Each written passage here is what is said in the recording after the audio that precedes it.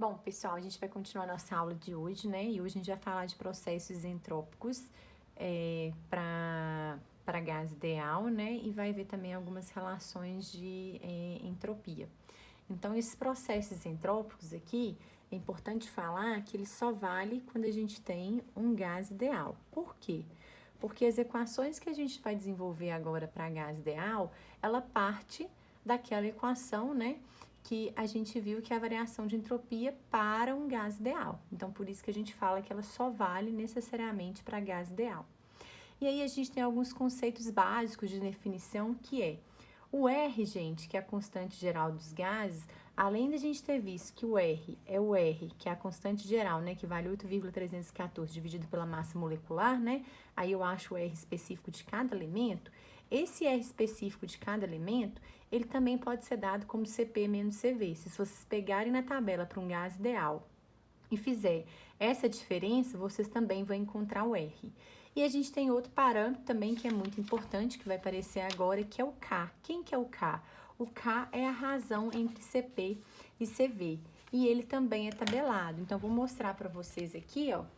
Se a gente vier aqui na tabela, na página A.5, né? A gente vai ter o valor do R, do CV, do CP e do CV e temos o K.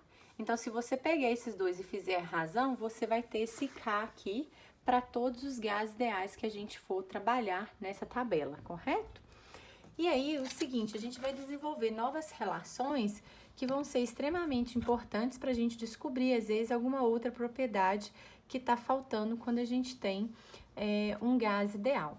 Então, eu vou desenvolver a primeira, as outras eu vou colocar aqui para vocês. Normalmente, eu gosto de dar como desafio, né? Mas como a gente está tendo uma aula online, fica difícil. Mas a forma de desenvolver é a mesma. Eu vou desenvolver uma para vocês verem como é que fica. Então, se eu tenho um processo isoentrópico, significa que a variação de entropia vale quanto? Zero. Iso igual, né? Então, a entropia é igual. Então, minha variação de entropia, ela valeria zero. Ou seja, eu ia chegar que a gente ia ter Cp ln de T2 sobre T1. Isso aqui vai ser igual a R ln de P2 sobre P1, correto? A gente vai chegar nessa relação que a gente vai ter aqui. E aí, o que a gente pode fazer? Eu posso passar o meu CP para cá dividindo, né? Então, a gente teria ln, né? Vou passar para cá para vocês verem melhor. De T2 sobre T1, isso aqui vai ser igual a R sobre o CP ln de P2 sobre P1. A única coisa que eu fiz foi passar o CP para cá dividindo. E para eu tirar o ln, eu posso aplicar o quê? Eu posso multiplicar por exponencial dos dois lados, né? Então, eu posso multiplicar tanto esse lado por exponencial, que aí a gente vai ter aqui, que vai me sobrar T2 sobre T1, e posso multiplicar para o lado de cá. Quando a gente multiplica por exponencial, que é a propriedade, o que acontece? Eu posso ter P2 sobre P1, o ln vai sumir, e esse termo que está multiplicando o meu ln, que é o R sobre o CP, ele vai passar para cá o quê? Multiplicando, né? Vai passar para cá no exponencial, né? Vai ser exponencial de R sobre CP, né? Então, quando a gente aplica o exponencial, a gente vai chegar nessa equação aqui. E aí, o que a gente tem que é o R? Então, a gente viu que o meu R, ele vai ser igual a CP menos CV, né? Então, eu vou substituir o meu R aqui, que é CP sobre menos CV dividido por CP, certinho? E para a gente finalizar a equação que a gente quer saber, eu poderia dividir todos os termos no meu exponencial por CV. Então, vou dividir a parte de cima e vou dividir a parte de baixo. Então, por fim, a gente teria que T2 sobre T1 vai ser igual a P2 sobre P1 elevado. Se eu dividir CP sobre CV, CP com CV, quem que a gente tem? A gente tem o K. Então, eu vou ter que vai ser elevado a K, né? CV dividido por CV, isso vai ser o quê? 1. Então, vai dar menos 1, né? CP dividido por CV vai ser quem? CP por CV é 1, meu K. Então, a gente fez chegar nessa equação aqui, né? Que eu vou chamar de equação 1, que é essa aqui. A gente tem outras equações, que seriam aqui a equação 2, equação 3 e a equação 4 que a gente poderia utilizar quando o meu processo, ele é um processo que a gente fala que ele é isoentrópico, considerando um gás ideal. Isso só vale, pessoal, necessariamente quando é gás ideal. Se não for gás ideal, eu não posso aplicar nenhuma dessas considerações. E não só sendo gás ideal, ele tem que ser um gás ideal, mas necessariamente também ele tem que ser um processo isoentrópico, né? Então, para eu aplicar essas 4 fórmulas que a gente desenvolveu agora, eu tenho que ter a condição de ser gás ideal e de ser um processo isentrópico, certo?